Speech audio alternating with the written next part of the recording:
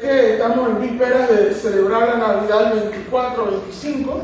Sé que va a haber un culto especial el 24, pero he tenido a bien, creo yo, de parte de Dios, de hablar algo acerca de la Navidad. Voy a estar citando muchos versículos y les pido por favor que los anoten, porque lo importante para nosotros no es solamente escuchar al predicador, es que cada uno de nosotros seamos lectores y estudiosos de la Biblia.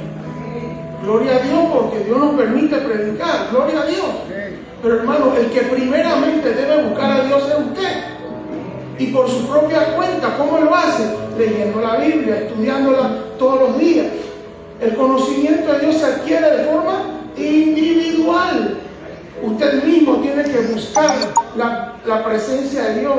¿A través de qué? Principalmente la Biblia. Por eso, hermano, quizás como el tiempo está encima ya, algunas cosas las iré diciendo rápido, pero por favor anote, grabe, y luego en su casa con mucha calma y detenimiento lo puede leer, porque el mensaje es para toda la vida, hermanos. Le hemos puesto por título al mensaje de hoy: redención para todos. Redención para todos. Esa palabra redención significa tú vas a recibir libertad.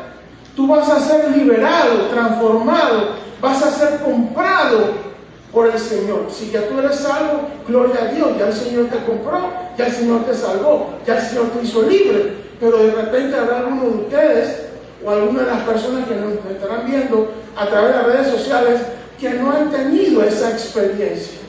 Pero el tema de la redención es un tema, hermanos, que nosotros tenemos que estarlo siempre revisando. Por una simple, pero a la vez profunda razón. Nosotros creemos en un Dios todopoderoso, ¿cierto? El único Dios todopoderoso. Pero a veces nosotros mismos tenemos actitudes, conductas y comportamientos que nos ponen a hacer dudar si realmente hemos recibido esa salvación, si realmente hemos sido transformados. Claro, a través de la vida vamos a ir experimentando procesos. Porque como siempre hemos dicho, aquí nadie es un ángel, ¿cierto? ¿Verdad? Y si hay alguien aquí es un ángel, venga y págase aquí a predicar. Porque yo todavía estoy tratando de luchar día a día para llegar a entender lo que significa plenamente el ser una persona verdaderamente correcta. Entonces todos estamos en igualdad de condición. Como se diría en un lenguaje popular, todos estamos pilando por la flecha. En un sentido espiritual, todos estamos perfeccionándonos, ¿cierto? Tenemos que luchar con qué cosas: malos pensamientos, malas palabras, malas actitudes, a veces hasta situaciones internas que llevamos dentro. Entonces, como les vengo diciendo, si yo creo en un Dios todopoderoso, ese Dios todopoderoso tiene que generar un cambio en mí. Yo no puedo ser la misma persona todo el tiempo. No puedo ser el mismo grosero de siempre. No puedo ser el mismo malhablado de siempre. No puedo ser el mismo rencoroso de siempre. No puedo ser el mismo pecador de siempre. Si yo hablo de que Dios es todopoderoso, ese poder se tiene que manifestar en mí. Y atención, eso va más allá de si grito, de si salto, si aplaudo, si hablo en otras lenguas. Es mucho más que eso. Tiene que ver con el carácter de Cristo en mi vida. Jesús era santo, yo tengo que ser santo. Jesús era bueno, yo tengo que ser bueno. Jesús tenía paz, yo tengo que tener paz. Jesús era muy bien hablado, yo también tengo que ser bien hablado. Jesús era sabio, yo tengo que ser sabio. Jesús era bueno en todo, yo tengo que ser bueno en todo. Entonces, la redención no es algo para dentro de cuando yo me muera. La redención comienza a operar hoy. Hoy tiene que comenzar a operar esa redención. El pasaje central era y es Lucas capítulo 2, versículos del 8 al 20. Ahora voy a explicar el pasaje por qué lo estoy utilizando. Pero es uno de los pasajes del Nuevo Testamento, al igual que Mateo 1, que describen el día en que Jesús nació. ¿Qué fue lo que pasó ese día? Que por cierto, históricamente sabemos que no fue un 25 de diciembre. Hay toda una historia que no la puedo narrar ahora porque es muy extensa, que sabemos que no fue ese día. Pero no importa, vamos a enfocarnos en el día en que Jesús nació. ¿Quiénes estaban esperando a Jesús? prácticamente nadie. Con todo y que el pueblo de Israel había vivido toda una historia de espera del Mesías, pero en ese momento que Jesús nació, ¿dónde fue que se manifestó? En una región donde habían, ¿qué cosa? Pastores. Y resulta que los pastores, si los analizamos históricamente, eran personas que en un momento dado no eran bien tratadas por los demás. ¿Saben por qué? Porque los pastores se metían con sus ovejas en todas partes. Imagínense la oveja metiéndose en el patio de tu casa, comiéndose tus vegetales, tirando todos sus desechos. ¿Tú vas a estar feliz con ese pastor? Por supuesto que no. Bueno, aparte de eso, también se les acusaba muchas veces de ser personas que se apropiaban de cosas ajenas. O sea, técnicamente el pastor era una persona de ovejas que de repente no era muy bien vista. Pero ahí fue donde desapareció Jesús, en medio de pastores de ovejas, atención. ¿Y dónde nació Jesús? En un pueblo conocido como ¿qué? Belén. Y el nacimiento de Jesús en ese lugar no fue algo casual ni accidental, sino fue algo que ya fue profetizado. Belén, oh tú Belén, Efrata, pequeña entre las naciones, de ti nacerá el Salvador, el Mesías, el Señor. Ahí fue donde nació Jesús.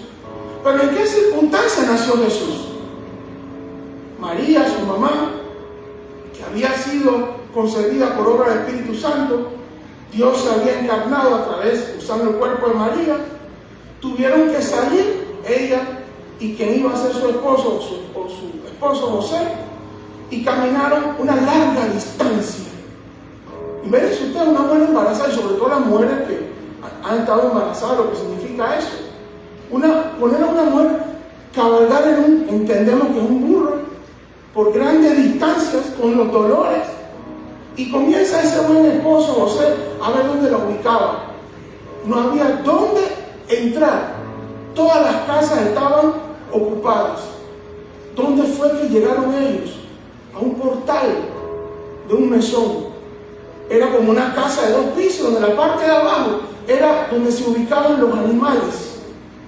Pero imagínense usted, el Hijo de Dios, hecho hombre, no tenía dónde nacer. Y ahí tuvo María que parir en medio de animales. Ese fue la Navidad. Hoy por hoy la hemos cambiado por el pavo, por el jamón, por los regalos, por los adornos. Y no es que soy enemigo de eso, hermano. Coma todo lo que pueda y celebre todo lo que pueda. Pero cuando ese día llegue, recuerde por qué usted está celebrando. Cuando hay ese momento de Navidad, tiene que haber una lectura de la Biblia. Tiene que haber un momento de gratitud, agradecimiento a Dios. Y no tan solo comer y comer y comer y comer. No, tenemos que agradecer. Y un pasaje bueno para leer es Lucas 2, Mateo 1. ¿Y qué pasó en ese momento? Dice que se presentó un ángel. Y estaban los pastores asustados. Imagínense ellos como pastores, si eran israelitas, todo ese conocimiento histórico y colectivo que ellos tenían, porque siempre que escuchaban de Dios o del ángel del Señor, ellos estaban asustados.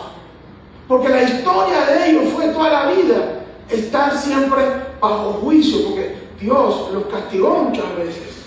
Muchas veces. Vayamos a la historia atrás. Hermano, puedo seguir tocando, que me encanta. Ponete, sigue tocando, dale, no te canses. Después te invito al café, solo a él, ¿no? Entonces, ¿qué sucede? Estaban asustados. Un ángel, Dios mío, nos van a matar aquí. Eso es lo que como yo ahora. Pero ¿qué dijo el ángel? No tengan miedo. No tengan miedo. Estamos nuevas de gran gozo. Acuérdense, en una época que Israel estaba bajo el dominio de los romanos. Un dominio más. Antes estaban dominio de qué? De los griegos. Y más atrás persa. Y más atrás babilonio. Y más atrás asirio. Y más atrás y tantas. Ay, Dios mío, un ángel. ¿Qué hicimos? ¿Qué va a pasar? Y entonces aparece un ángel y da este gran mensaje. El primer himno de Navidad. Gloria a Dios en las alturas y en la tierra paz, buena voluntad para con los hombres. El mensaje más hermoso. El cielo invade la tierra. Todo un despliegue de los ángeles del cielo. Lea Lucas capítulo 2. Están revoloteando en el aire. Porque va a nacer aquel que no solamente fue hecho hombre, aquel que es Dios, Jesús. Y esa gran proclamación, que ahorita veremos una explicación. Y llegaron ahí a ese lugar. ¿Dónde estaba Jesús acostado? En un pesebre. ¿Qué es un pesebre?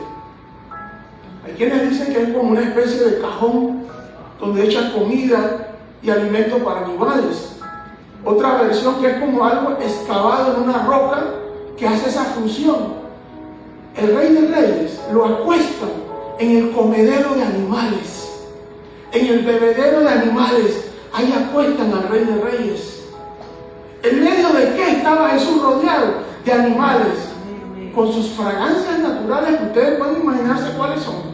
Y sobre todo aquellos que vienen del campo, ¿saben? Es más, cuando uno viaja hacia el interior, esos olores se meten en el carro, ¡wow!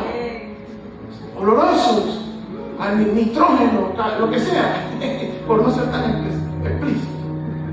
Y esos pastores, hombres sencillos, gente sencilla, ven bien las notas, la alta fue donde el gallo se me fue por ahí, por eso fue que quité el micrófono para que no se asustaran. Pero yo la nota alta la puedo dar, pastora, la cosa que hoy mi rinitis y todas esas cosas no me dejan. Bueno, en otra ocasión sí, con todos los disparos. Pero el canto que hace un momento ustedes me acompañaron se llama Santa la Noche. Es uno, me atrevo a decir que dentro de los cantos de Navidad es uno de los cantos con el más grande contenido histórico, bíblico, teológico. No es cantar por cantar, a veces cantamos Feliz Navidad, el burrito sabanero, puras canciones alegres, pero con casi nada de base bíblica, ni base teológica.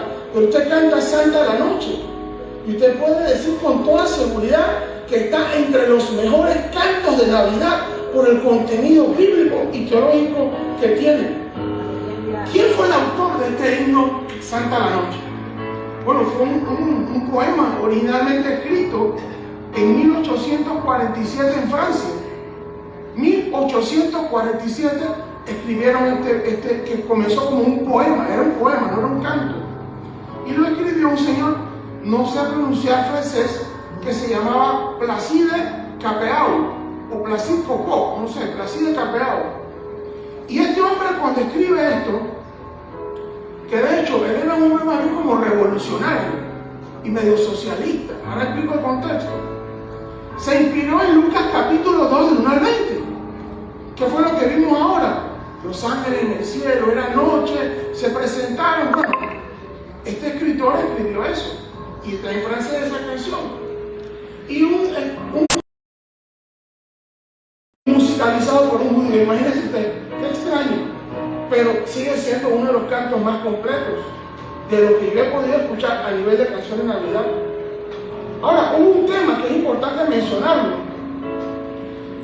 Como fue un contexto de Francia, en una época donde la Iglesia Católica Romana tenía su rejuego con las autoridades políticas, la Iglesia Católica de Francia no le gustó el canto. Porque ¿qué sucede? El canto no solamente era espiritual, también era político. Estamos hablando de luchar contra qué cosas, contra principalmente lo que era la falta de justicia, la falta de libertad, que en ese entonces en Francia estaba, según lo que pude investigar, pasando. La jerarquía de la Iglesia Católica, que, bueno, históricamente a ellos les gusta llevarse bien con todo el mundo. De hecho, ellos también son un poder político. Se incomodaron por esa canción y querían ver cómo la frenaban. Pero eso no paró a la gente en seguir cantando esa canción. Porque al final no era una canción solamente política, era más que política. Había un mensaje espiritual. ¿Y el mensaje espiritual cuál es? ¿Para qué vino Jesús a esta tierra? Para que comamos pavo y jamón. Para eso Jesús vino a esta tierra. ¿Para qué vino Jesús? Porque andamos regalando regalos y andamos de centro comercial en centro comercial, dando, recibiendo, comprando, gastando, angustiándonos. No. Él vino para una sola cosa: salvar a quién? A la humanidad de qué? Del pecado. Del pecado. Para eso vino Jesús. Atención, no soy enemigo del pavo, me gusta el pavo, el jamón, lo que sea. Y me quiere invitar, voy para allá. Digo que me invita a mi casa, que usted me lleva ahí. Ahí no me casa. Pero lo central, hermano, no es eso. Porque cuando nosotros le ponemos énfasis a eso, Jesús ya no es parte de nuestra celebración. Entonces tenemos que honrar al Señor correctamente. Entonces, este canto después se le puso música y se tradujo al inglés por John Sullivan Dwight y se contextualizó en Estados Unidos posteriormente y curiosamente sirvió para luchar contra la esclavitud que había en Estados Unidos. Pero bueno, tuvo tanta relevancia este himno que en 1906 fue transmitida la primera canción por radio y desde entonces, hermanos, se ha vuelto la canción. Mire, yo esta canción a veces la canto hasta varias veces en el año. Para mí solo, claro, ¿no? Por el mensaje bíblico. No la canto porque, ay, qué bonita la melodía. No, el mensaje, la letra, qué dice, lo que representa. Ahora, les invito, hermanos, que lean Lucas capítulo 2.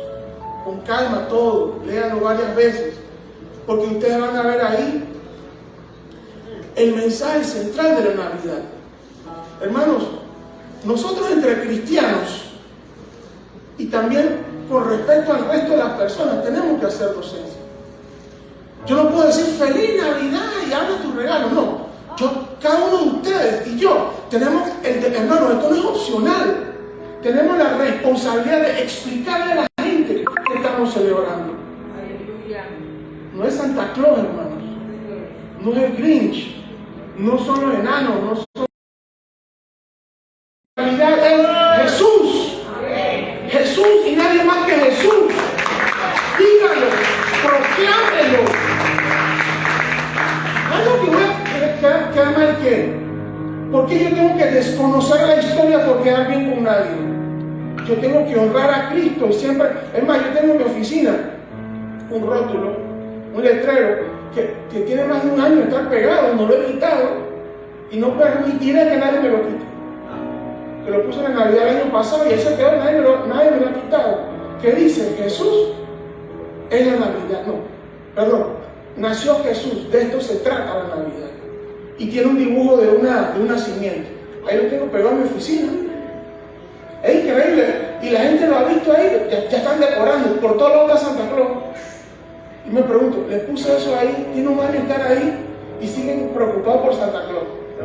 Bueno, el otro día un compañero entró, la típica pregunta, ¿qué vas a recibir regalar? Yo dije, la Navidad se trata de Jesús. Le apunté a la pared, está mi rótulo. Lo típico, la mirada perdida. Mucha gente actúa así, la mirada perdida. Tú les háblale de otros temas, te prestan atención. Háblale del último bochinche, te prestan atención. Háblale de la verdad, la mirada perdida. Es interesante, mucha gente que tiene esa actitud. Bueno, pues es un tema de índole psicológico, otro tema.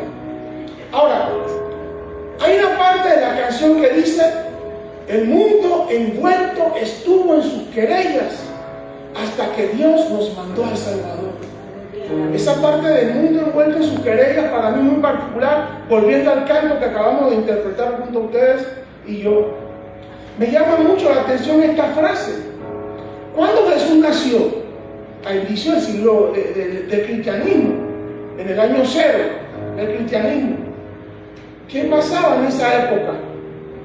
¿Qué pasaba en Israel? ¿Qué pasaba en Medio Oriente? ¿Qué pasaba en el mundo? Pero también, ¿qué ha pasado hoy por hoy? El mundo sigue envuelto en sus querellas. ¿Y a qué se refiere esto de envuelto en sus querellas? Al menos 3 cosas. La condición, lo peor que a nosotros nos puede pasar es estar en pecado y vivir separado de Dios. Cuando usted está en pecado y usted no se siente mal, hermano, busque ver qué le está pasando. Porque lo peor que podemos hacer es ofender a Dios. Pero cuando estamos pecando y nos da igual, algo no está bien en nosotros. Atención, nadie aquí tiene alas en la espalda, ni corona en la cabeza, en un sentido así tipo de película, de angelito y cosas de esas. Porque estamos en un proceso, y lo entiendo, que es el proceso de la santificación, que eso dura hasta el día que nos morimos. Pero la condición caída del ser humano, y acuérdense todas las veces que Jesús tenía debate con los judíos. ¿Cuál era el debate de Jesús con los judíos? Ustedes son hijos del diablo. su padre el diablo, su problema es el pecado, pero ellos estaban pensando en liberarse de Roma. Y tu problema es el pecado, mi problema es el pecado. ¿Qué significa? La separación de Dios. Y en Romanos 6:23 lo dice claramente: la paga del pecado es la muerte. Aunque también dice que la vida eterna, la dádiva es por medio de Jesús, sí, pero el pecado es la muerte. ¿Qué muerte está hablando? La muerte eterna. Pensar por un momento que voy a morir sin Cristo para luego ir a un lugar de condenación eterna, a mí me aterra. Hermano, yo no soy terrenal. El pecado muchas veces, de diferentes maneras. Y ahora que soy evangélico y que estoy consciente de todo esto, cuando peco me siento peor que una cucaracha, porque estoy ofendiendo a aquel que murió por mí. Y estoy haciendo lo que a mí me da la gana. Y no puede ser. A mí la idea de perderme me aterra. Debería aterrarle a ustedes también. Por eso debemos esforzarnos en no pecar, con la ayuda del Señor. Y Isaías 59:2, vayan anotando, recuerden, qué importante es anotar y luego revisar. Dice este pasaje, Isaías 59:2, que vuestras iniquidades han hecho división entre vosotros y vuestro Dios. Entonces, el primer punto de las querellas que canta el himno que acabamos de compartir es la condición que hay del ser humano, que se la conducta de todo ser humano es la expresión del pecado. Usted puede leer Marcos 7:21-22, Santiago 4:1, y cómo se expresa esto: violencia, opresión, divisiones e injusticia. Esa es otra forma de las querellas que envuelven al mundo, según el canto que acabamos de ver. Y lo último, la expectativa profunda y angustiosa de redención, que encuentra respuesta únicamente en la venida del Salvador. Leanlo en Lucas 2:29-30 y Salmo 137. Hermanos, nosotros tenemos dentro de nosotros, debe haber esa actitud de anhelar tanto a Dios que querramos ser libres ya del pecado que habita en nosotros. Yo quiero ser libre ya de los errores que cometo. Yo quiero ser libre ya de los pecados que hago.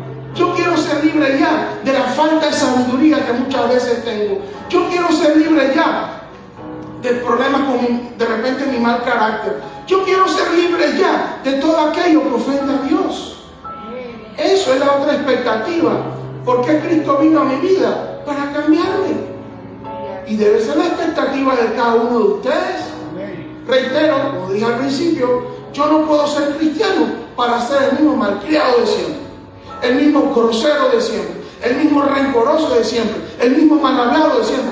No hay coherencia en eso. ¿Soy cristiano o no lo soy? ¿Soy salvo o no lo soy? ¿Cristo está en mí o no lo está? Tan puntual como es eso. Este canto que mencionamos, Santa la Noche, muestra con fidelidad el mensaje bíblico del propósito del nacimiento de Jesús. ¿Cuál fue el propósito? ¿Para qué vino Jesús? Esas son cosas que hay que decirle a la gente, porque la gente dice: Navidad, vamos al súper, compra el jamón, compra el pavo, arregla la casa, da el regalo, compra. Jesús vino para...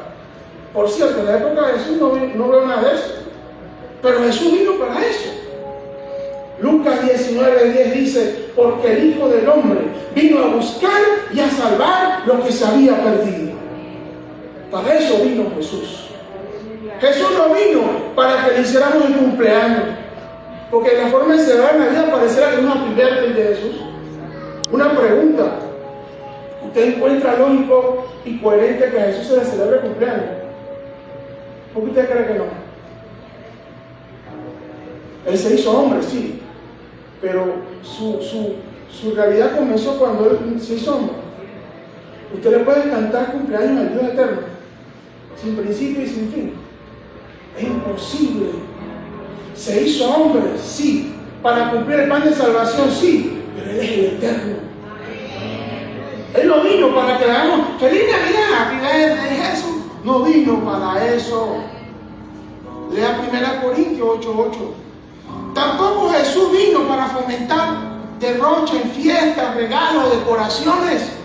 Lea Romanos 12:2. Jesús no vino para eso. Lea Colosenses 2:8 también. Y Jesús no vino para dar entretenimiento o tradición cultural. Lea Mateo 15, del 8 al 9. Jesús no vino para nada de eso, hermanos. Atención, no estoy diciendo que no lo hagan, solamente que cuando lo hagan recuerden por qué lo están haciendo. El día de Navidad, esa noche, todos deben tener la Biblia y leerla, compartirla, meditarla, reflexionarla y darle gracias al Señor por haber venido en forma de hombre para luego convertirse en nuestro Salvador. Así que, porque también el tema, la gente pone las famosas canciones, bomba de Navidad y todo el mundo mueve el esqueleto. ¿Eso qué tiene que ver con la Navidad? Nosotros como evangélicos tenemos el llamado, hermanos, de ser la luz. Hermanos, yo sé que tenemos familiares, amigos, conocidos que siguen con la bomba de Navidad, yo lo sé. Y todas las canciones que cantan, muchas vacías y huecas, es cierto. Pero si usted está ahí, diga algo. ¡Algo! Y si no lo puede decir, escríbalo y compártalo.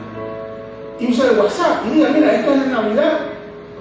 Tenemos una responsabilidad de enseñar a los demás acerca del significado verdadero de la Navidad y no tan solo adherirnos a fiestas que al final están buenas y vacías de la verdad y vacías del Evangelio. Entonces, sea luz, sea luz. Feliz Navidad es feliz Emmanuel, feliz Dios con nosotros. Bienvenida a la salvación. Bienvenido a la vida eterna. Bienvenido el Cordero de Dios que quita el pecado del mundo. Bienvenido el que me perdona. Bienvenido el que me libera. Bienvenido el que vino a hacer nuevas todas las cosas. Eso es la Navidad. Solo eso es la Navidad. Y mira lo que dice Juan 13:17. No envió Dios a su Hijo al mundo para condenar al mundo, sino para que el mundo sea salvo por él. Mire todos los alcances de la Navidad. Es que Jesús no se iba a quedar niño toda la vida. Solo duró el tiempo normal de todo niño. Pero después se hizo hombre, ¿verdad? Adulto. Y predicó. ¿Y por cuál razón las primeras comunidades cristianas recordaban a Jesús? ¿Por su nacimiento o por su cruz? Por su cruz. El nacimiento era importante porque vino después de la encarnación de él. Pero él no vino para quedarse un bebé toda la vida. Y como hay por ahí un culto que divino niños, otra malicia del diablo, él vino para hacerse hombre adulto, para ir a una cruz. Entonces, este himno, Santa la Noche, dirige la mirada al significado espiritual y redentor de su nacimiento. Juan 1:14 dice, y el verbo, el logos, la palabra, se hizo carne y habitó entre nosotros. ¿Cómo lo hizo la primera vez? Sí, físicamente y espiritualmente, porque él es 100% hombre y 100% Dios. Pero ¿cómo lo ha hecho a través del tiempo? Espiritualmente, a través de su palabra. Él está entre nosotros, pero no solo entre nosotros, sino dentro de nosotros. Alrededor, en todas partes, pero adentro de tu corazón. Y él habita entre nosotros. ¿Cómo usted lo identifica? Cada vez que usted lee la palabra. Más Biblia, más comprensión. Menos Biblia, menos comprensión. Tenemos que llenar nuestra mente y corazón de la palabra. Menos cosas del mundo y más la palabra de Dios. Porque nadie lo sabe todo, pero las cosas básicas de la fe, las personas más sencillas las tienes que decir. ¿Cómo fueron los primeros apóstoles? ¿Cuántos doctores tenía Jesús de apóstol? Ninguno. El único que apareció por ahí con cierta jerarquía académica fue el apóstol Pablo. Pero él vino por otro contexto, evangelizar a gente de otras culturas. ¿Pero quiénes eran los apóstoles? Pescadores. Creo que eran 4 pescadores. Uno ladrón y uno que era tesorero. Uno que era un revolucionario. Y en fin, gente sencilla, hermanos. Esos son los que revolucionaron. el primer siglo. Gente sencilla, transformada por el poder de Dios, revolucionaron el mundo. Y hoy por hoy son tan importantes que Apocalipsis habla de ellos al final, ¿verdad? De los apóstoles, los pescadores, los que no tenían estudios de nada, son los generales del Evangelio. Los que han venido después, hermanos, esos generales de Dios por ahí, se han robado estrellas que no les pertenecen. Los más grandes son los apóstoles, después de Cristo, obviamente. Ahora, el nacimiento de Jesús fue una fase esencial del plan de redentor de Dios. Cuando Jesús llegó a la tierra, nació, vivió, enseñó, predicó, hizo milagros, murió en una cruz, resucitó, pero dejó a su iglesia. Y la iglesia desde ese entonces hasta el día de hoy representa a Cristo. Donde sea que usted se mueve, ahí va Cristo. ¿Usted lo cree? Que cada vez que te vean, digan, hey, ahí va Cristo. De hecho, la palabra cristiano, cuando surge la primera vez, ¿qué significaba? Los pequeños Cristos. ¿Y qué significaba? No era porque tenían barba y túnica, no. Por su conducta, su testimonio, su comportamiento de su vida, brotaban cosas lindas, buen testimonio, amor, misericordia, predicación. Por eso se le identificaba como cristiano. Se le decía también los del ¿qué? Los del camino. Porque el camino es Cristo. Entonces, donde sea que usted vaya y va a Cristo, lo comprendemos, lo entendemos, sabemos la magnitud de lo que estamos diciendo, creyendo y entendiendo. Cuando yo llego a un lugar, no llega Gabriel Rosanía, llega un hijo de Dios, llega un discípulo de Cristo.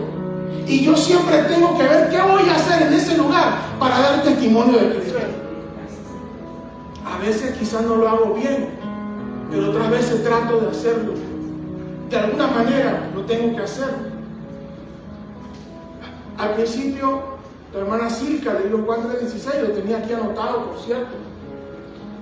El versículo más destacado en lo que a la evangelización se refiere. ¿Y qué dice Juan 3:16? Que Dios dio a su Hijo unigénito. ¿Y cómo comenzó ese Dios? Cuando se encarnó en el vientre de María. Ahí comenzó ese Dios. ¿Cómo siguió ese Dios de tal? Cuando María tuvo sus 9 meses de embarazo. Y de hecho, ¿quién fue la primera persona que Jesús tocó aún antes de nacer? Que dice que estaba lleno del Espíritu. ¿A quién? Pero hacia alguien, a Juan.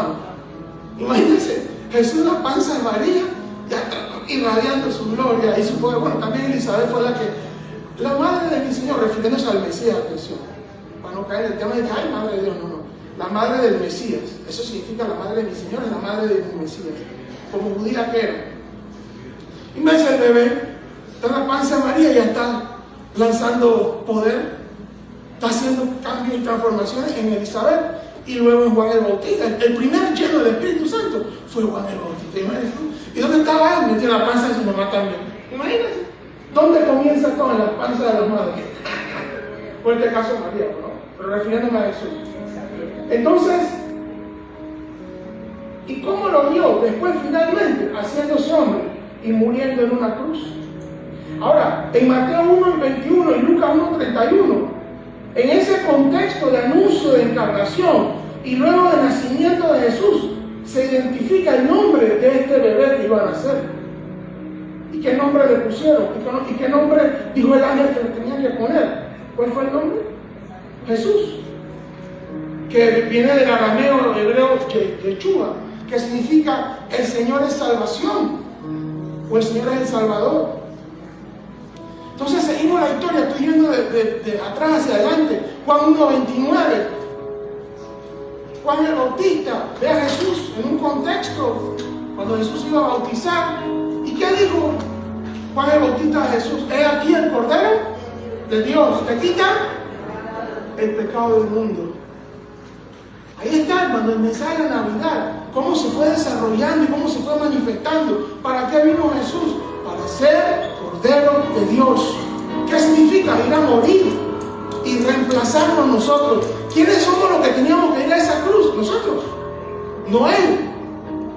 Jesús no era el que tenía que ir a esa cruz, porque Jesús es el santo de Dios, el único santo y perfecto, Jesucristo. Pero Él hizo esto de reemplazarnos, se puso en nuestro lugar. Ok, yo voy a morir por toda esta gente, porque nadie tenía la suficiente dignidad para ir a esa cruz. Jesús sí la tenía y ocupó nuestro lugar. Él se hizo pecado por nosotros. Todas nuestras maldades, la de los de aquel entonces, nosotros, cayeron en Jesús. Imagínense eso. Todos los pecados del mundo, todos estaban Jesús cargándolo esas 3 horas en ese madero, 3 horas, aguantando 3 horas por usted y por mí. ¿Tenemos la capacidad de entender eso? ¿O vamos a seguir diciendo, vamos a tener la comprensión de que estamos hablando, de qué es lo que estamos creyendo? Mire otro efecto, otra consecuencia, otra parte del nacimiento de Jesús. Mateo 4:17, comenzó Jesús a predicar y a decir: arrepentidos, porque el reino de los cielos se ha acercado. Recuerda lo que le di hace un momento, la invasión del cielo. Los ángeles se manifestaron, gloria a Dios en las alturas. Jesús que estaba, pues había encarnado, está naciendo la invasión del cielo. ¿Y para qué vino? Para acercar el cielo con el hombre. El único que puede acercar el cielo con el hombre se llama Jesucristo, más nadie. Nadie puede acercarnos al reino de los cielos. El único que nos puede acercar es Jesús. Pero para eso usted tiene que creer. Y tiene que ¿qué? Arrepentirse, y me incluye a mí. Me incluye a mí. Entonces, todo lo que la Biblia enseña, todo lo que la Biblia revela, incluyendo el nacimiento de Jesús, apunta a una sola verdad central: que el propósito de Jesús para nacer, ¿cuál fue? Morir. Morir. Jesús vino para morir. Claro, una muerte biológica natural normal. Vino a morir, pero a través de una crucifixión. ¿Para qué? Para salvarnos. Esa fue la metodología y el mecanismo que Dios utilizó. Romanos 5:8 dice: Dios muestra su amor para con nosotros, que siendo pecadores, Cristo murió por nosotros. Y 1 Timoteo 1:15 dice que Jesús vino para salvar a los pecadores, de los cuales estoy yo y estamos todos. Jesús vino para que lo mataran. Jesús vino para que lo crucificaran. ¿Y lo hizo por qué? Por amor. En Hebreo, cuando usted lee Hebreo, ¿qué dice? Poniendo el gozo por delante. Sí, lo voy a hacer. ¿Se acuerdan cuando Pedro le dijo: maestro, huye por tu vida? Lo tuvo que reprender. Pone la mirada en las cosas de la tierra, no en la de Dios. Lo estoy haciendo por amor. Miren la categoría de nuestro Salvador. Se lo aguantó, hermano, todo.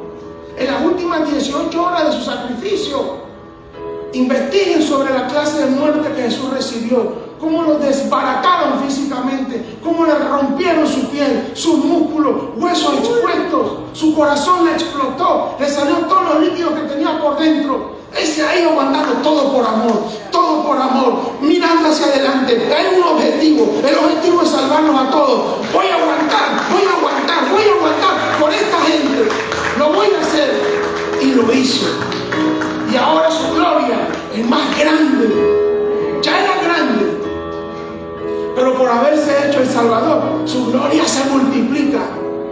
No hay otro nombre debajo del cielo dado a los hombres en que podamos ser salvos. Y no hay otro nombre tan grande y tan excelso como el de Jesús. Ni arriba, ni abajo, ni más abajo de abajo. El Rey de Reyes cumplió su tarea. Otro contexto: al 8º día, María y José lo llevan para la circuncisión allá en Jerusalén y para la dedicación. Y había 2 personas que lo reconocieron. Uno era Simeón, y la otra era Ana. Cuando Simeón ve al bebé de 8 días, lo carga en sus brazos, eleva una oración de bendición.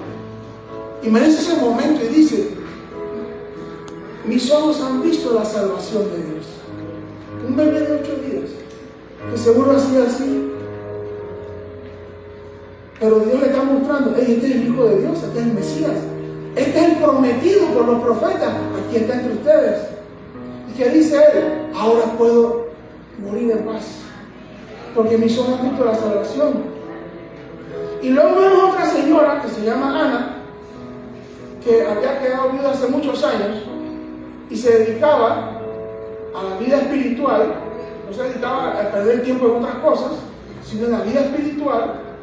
Y la señora estaba alegre, porque ella también reconoció y entendió que en medio de ello estaba ¿quién? El Mesías, el Salvador del mundo. ¿Y qué hacía María? Hablaba del niño a todos, lo que esperaba la redención en Jerusalén. Tú recibes el mensaje de Cristo. ¿Qué tenemos que hacer? Compartirlo, hermanos. Hermano, usa el WhatsApp, usa el correo electrónico, usa el teléfono, usa su boca, usa lo que tenga que usar y hable de Cristo. Hermano, nosotros estamos aquí para glorificar a Dios y para hablar de Él. Hay otras cosas que hacer, sí, háganlo, pero no pongan en segundo plano su deber fundamental, que es hablar de Cristo. Para eso existimos, para hablar de Cristo a otras personas. Y algo interesante, estas dos personas, de Ana y de Simeón, eran personas sensibles a la voz de Dios.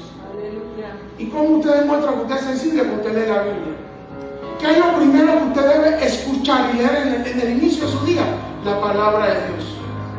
Lo que pase en el resto del mundo, hermano, va a pasar. Lo que sea, porque todo va a pasar. Eso no es importante. No le dedique tiempo a lo que no es importante. No le dedique tiempo a lo que no añade valor a tu vida.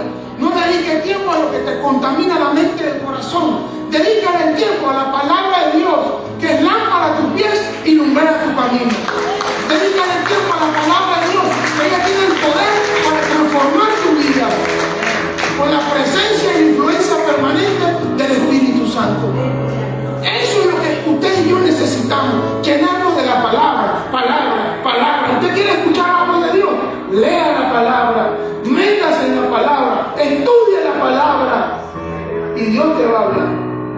Y si quieres efectos especiales para que Dios te hable audiblemente, léela en voz alta y la vas a escuchar todo el día. Todo depende de tu actitud, hermano, y de la mía también. Y ellos eran sensibles a la voz de Dios por el conocimiento de la palabra de Dios y sobre todo por el tema de las profecías mesiánicas. Qué enorme privilegio de estos dos señores haber tenido en sus brazos cerca de ellos al que había sido prometido por los profetas, al deseado de todas las naciones, al que venía a hacer nuevas todas las cosas. Ellos tuvieron ese privilegio. Ellos fueron entendidos en los tiempos, como aquí se tenía un lema en la iglesia: ser entendidos en los tiempos. ¿Y por qué fueron entendidos en los tiempos? Porque era gente de la palabra, era gente que oraba, era gente que tenía una buena actitud, no gastaba su tiempo en lo que no añade valor a su vida. Por eso entendieron la llegada de Jesús. Y es lo que nosotros debemos entender, hermanos. Nuestra vida debe representar constantemente esa comprensión de que Jesús está en nosotros. Yo no tengo que esperar un 25 de diciembre, ni siquiera un Viernes Santo. Esa comprensión es diaria. Yo dependo solamente de este día en que estoy para tener esa comprensión acerca de Jesús en mi vida, llegando a mi vida, estando en mi vida. Pero tenemos otro episodio importante. Mateo 2 habla de la visita de los magos a Jesús. ¿Qué edad tenía Jesús? Hay quienes dicen que ya no era bebé. No es que como lo ponen y que los magos llegan al mismo momento que Jesús nace, eso no es así. Los magos llegaron posiblemente 2 años después de cuando Jesús nació. Y llegaron allá, invirtieron tiempo. Es más, hay una profecía del Antiguo Testamento, unos profetas que hablan de la llegada de los dromedarios. Mira que hasta el anuncio de los magos estaba profetizado. ¿Cuántas horas usaron? Semanas o meses estos hombres. Pero ellos fueron con una actitud correcta. ¿Cuál fue? Adorar a Jesús. Y ellos llevaron una serie de regalos. ¿Recuerdan? ¿Qué llevaron? Oro, incienso y mirra. Y más allá de que eso tenga un valor económico, porque eso, según se entiende, María y José lo vendieron para los gastos que Jesús necesitaba, cuando se fueron huyendo a Egipto. Pero más allá de la parte económica, ¿qué significa el oro? Los 3 regalos, ¿qué significa? significan los tres oficios de Jesús. Las tres características de Jesús. El oro, ¿qué significa? Rey, el oficio real. Jesús es el rey y Mesías prometido. Eso significa valor. Estos hombres que no se sabe si eran judíos o eran persas o eran de donde sea, están reconociendo, este es el rey del universo, y dice que ellos se postraron para adorar a Jesús. El segundo regalo, el incienso, segundo oficio, sacerdote, oficio sacerdotal. Jesús es el mediador entre Dios y los hombres y digno de adoración. Y el último elemento, la mirra, habla de Jesús como profeta, anuncia su muerte y salvador sufriente, anticipa su pasión, sacrificio redentor. Imagínate que tú le vas a regalar un bebé mirra, y la mirra es para embalsamar muertos. ¿Tú puedes entender eso? Le voy a regalar un bebé mirra para que se embalsame a quién. Obvio, anunciando que él va a morir por los pecados de la humanidad. Todo eso es el nacimiento de Jesús. Un niño nos es nacido, hijo nos es dado. Lo dice Isaías 9:6. Y ya para terminar, porque ya veo que me estoy haciendo, ya estoy viendo, ya 7 minutos creo. Hermanos, como les dije hace un momento, la invasión del cielo ocurrió ese día, cuando Jesús nació. Nosotros no tenemos ese privilegio de haber visto ese montón de ángeles, pero qué hermoso debió haber sido para esos pastores, ¿cierto? Ver esa manifestación de ángeles cuando les hablaron. ¿Y qué fue lo que dijeron? Dije hace un momento: gloria a Dios en las alturas y en la tierra paz, buena voluntad para con los hombres. El primer himno de Navidad fue este, en Lucas 2, del 13 al 14. ¿Y qué significa? Porque esto tiene un significado. Recuerden que cada cosa de la Biblia tiene un significado. Y cada vez que uno lee, estudia la Biblia, tenemos que buscar significado. Y no tan solamente leer, sino entender. Lo primero, que Dios es digno de alabanza por enviar a su Hijo. La gloria sigue siendo para Dios. El que recibe el honor de todo solo es Dios. Todo sucede por la gloria de Dios. Y Dios en su infinita misericordia decidió hacerse hombre, encarnarse como hombre para venir a rescatarnos, hermanos.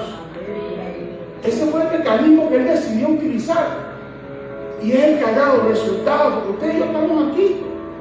Y cuántos hermanos nuestros en todas partes del mundo. Pero también cuánta gente todavía falta por conocer este mensaje. Dice Efesios 1:3: bendito sea el Dios y Padre de nuestro Señor Jesucristo, que nos bendijo con toda bendición espiritual en lugares celestiales en Cristo. El siguiente aspecto de este himno de los ángeles fue reconciliación entre Dios y la humanidad por medio de Cristo. ¿Cuál era el destino de la humanidad, hermanos? Perderse. Ese era el destino suyo y mío, perdernos. ¿Cuántos años Dios no lidió con la humanidad, especialmente con Israel? Hablándoles, cero comprensión. El Señor dijo: vamos a cambiar el sistema. Me voy a hacer hombre. Allá va mi hijo. Vamos a buscar un mejor sistema. Voy a decir de esta manera: voy a meterme en el cuerpo de un hombre, me voy a hacer hombre para entender a esta gente. Y lo sabía, lo entendió, se hizo hombre. Lloró con usted, tuvo calor con usted, sufrió con usted, para entenderlo a usted. Entonces, es que nos pudo salvar de esa manera. Porque ¿qué es lo que nos esperaba, hermano? Condenación. Pero el Señor dijo: basta la guerra. El mismo Dios que nos iba a condenar dijo: ya, voy a arreglar esto. Dios levanta la bandera: quiero paz. Y ahí va mi hijo. Y mira, lo que le voy a hacer a continuación un poco fuerte. Escucha esto, cópialo y después algún día podemos conversarlo con buenos cafés y cosas de esas. ¿De quién nos salva Dios? Piensen, ¿de quién nos salva Dios? De su ira. Yo no le tengo miedo al diablo, hermano, yo le tengo miedo a Dios, a la ira de Dios. A veces sobreestimamos demasiado al diablo. Dice la Biblia: horrenda cosa es caer en manos del Dios vivo. ¿Quién me puede destruir a mí? El juicio de Dios. Entonces Dios me está salvando de su propio juicio. Dios me está salvando de su propia ira. Satanás no puede con Dios, hermanos. No puede con Dios. Dios me va a salvar de su ira. Por eso, Dios desde el inicio de la humanidad estableció que iba a arreglar esto. Usted lee Apocalipsis, ¿qué es lo que dice Apocalipsis? Juicio, muchas cosas van a pasar. Pero para ser salvo de eso, necesitamos de Cristo. Entonces, ¿de qué nos va a salvar Dios? De su ira. Así como lo entiendo. Me va a salvar de su propia ira, porque Él está cansado de la maldad del mundo. Y ya viene el juicio, cuando Él decida, viene. Entonces, la reconciliación, Dios dice, ya, yo que soy todopoderoso, voy a arreglar esto, pero tienen que creer en mí. El que no cree, hermano, se busca su propia consecuencia. Y la gracia y el favor de Dios se extienden gratuitamente a la humanidad. No por mérito de nadie va al cielo por sí mismo, sino por la misericordia de Dios. Recuerda que la salvación es por la gracia. No hay nada que usted y yo podamos hacer para ser salvos. Es la gracia de Dios. A través de la fe, mire, la gracia es tan grande que te da a ti la capacidad de creer para que entonces seas salvo. Eso lo dice la Biblia claramente. Todo esto, hermanos. Y ahora fue la tapa. Mire, esto está grande porque la puse 2 espacios y tamaño 14. Al final eran pocas páginas. Hermano, todo esto que hemos dicho, pero especialmente la muerte y resurrección de Jesús, confirma esta promesa. El Señor está contigo, conmigo, con nosotros. ¿Para qué? Para bendecirnos, salvarnos, liberarnos, transformarnos, sanarnos, perdonarnos y proveernos. La presencia de Cristo, hermanos, no está para darnos un conocimiento intelectual para que cuando venga el 25, ¡Feliz Navidad! No. Está para cambiar tu vida, para cambiar mi vida, para que dejemos de pecar, para que dejemos de hacer las cosas mal y comencemos a ser sabios, prudentes, amorosos, justos, misericordiosos, que cambien nuestra manera de pensar para que cambie nuestra manera de vivir. Isaías 41:10 dice: no temas porque yo estoy contigo, no desmayes porque soy tu Dios, que te fortalezco, siempre te ayudaré. Filipenses 4:19: mi Dios pues suplirá todo lo que os falta conforme a sus riquezas en gloria en Cristo Jesús. Todo lo que el Señor es y hace está a nuestra disposición. Hermano, está a nuestra disposición. Ese poder que tú necesitas está a tu disposición. Él está en ti. Te falta sabiduría, pídesela. Te falta inteligencia, pídesela. Te falta alegría, pídesela. Ya eso está en ti. Ya eso está en mí. Él es Emmanuel, Dios con nosotros. Si Él está en mí, ¿por qué tengo que andar como a veces ando? ¿Por qué?